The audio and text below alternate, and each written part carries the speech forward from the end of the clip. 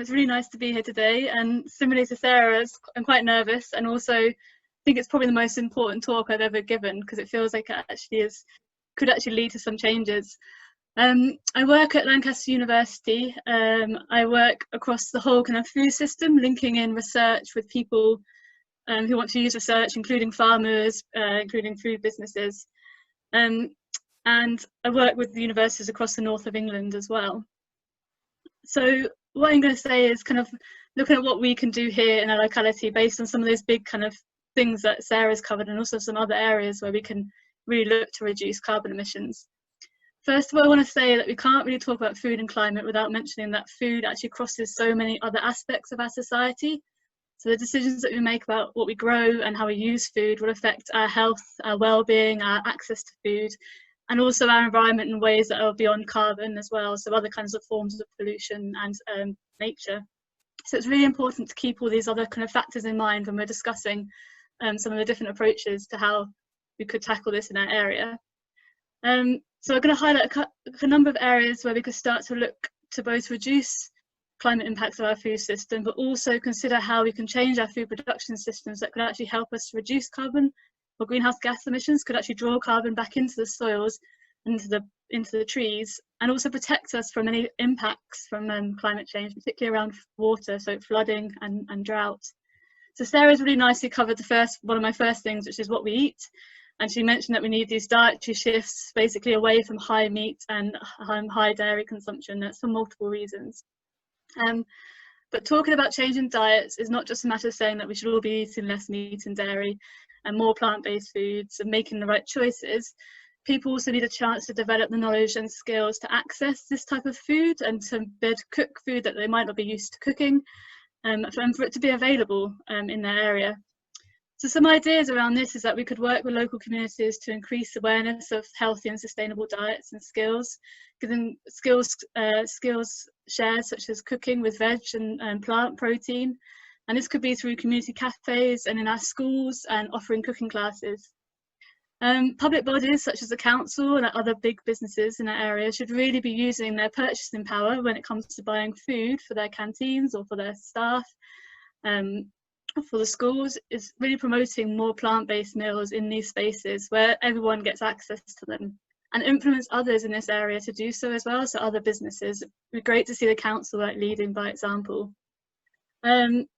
It should ensure that the meat and dairy products that we do purchase are purchased from suppliers or producers who are demonstrating that sustainable practice, and that's where the traffic light system that Sarah mentioned would be really, really useful, is about understanding which farmers are doing really good things and improving their practice in terms of climate change. And then we need to look at what we waste, because when we throw food in a bin, we're effectively throwing away all the energy, the effort, the water, the natural resources that have gone into making that food in the first place. So in the UK, about a third of food is thrown away, and this is across the whole food system, but most of it's thrown away in houses. And in fact, food waste itself can also lead to carbon emissions. So if it's sent to landfill, if it's burnt, the carbon that's embodied in the food just goes up into the atmosphere.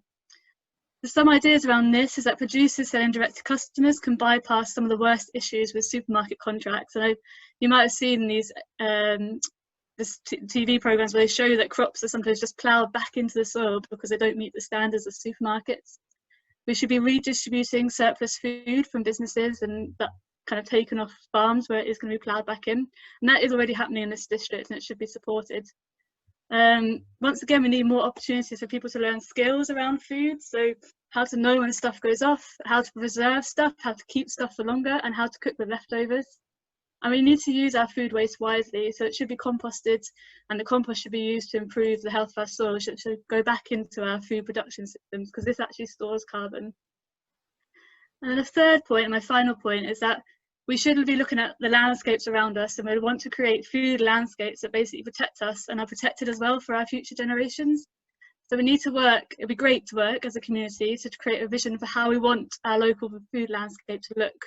So the regions around here, particularly the hilly regions and into Cumbria, the mountainous areas, really important landscapes for taking up carbon from the atmosphere. So potentially through tree planting, and also through farming practices that make our soils more healthy and allow organic materials and carbon to stay in the soils and support nature nature in the landscapes.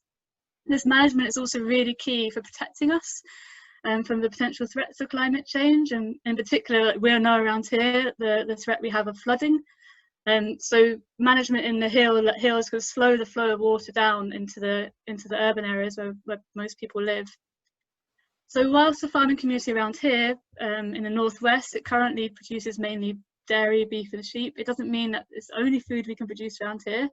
And there are increasing numbers of small-scale fruit and veg businesses that use organic methods, regenerative methods, where you're kind of building back the soils and the health of our ecosystems to improve many aspects of the environment.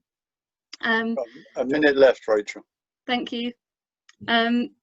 And some of these small-scale growers are actually setting up renting land off livestock farmers in this area. So it's a really nice kind of combination there of those two types of food production systems. So we should look to support these local farming and growing communities that are producing food that's healthy and in ways that is good for the environment. And we should buy local because that gives us more say over how the food we eat is produced. Support programs and training for farmers and growers who want to learn and adapt to sustainable farming practices. Local communities should be involved in conversations about how the land around us is managed, and I'm thinking about the grouse moors and the shooting moors that actually are just out the back of Lancaster. And people should have the opportunity to get involved in food growing, so more allotments, community food growing spaces and training available. And it's good for multiple reasons, but one of the main reasons is that research shows that people that grow food tend to waste less food, and they also make other lifestyle choices and changes that actually decrease carbon emissions.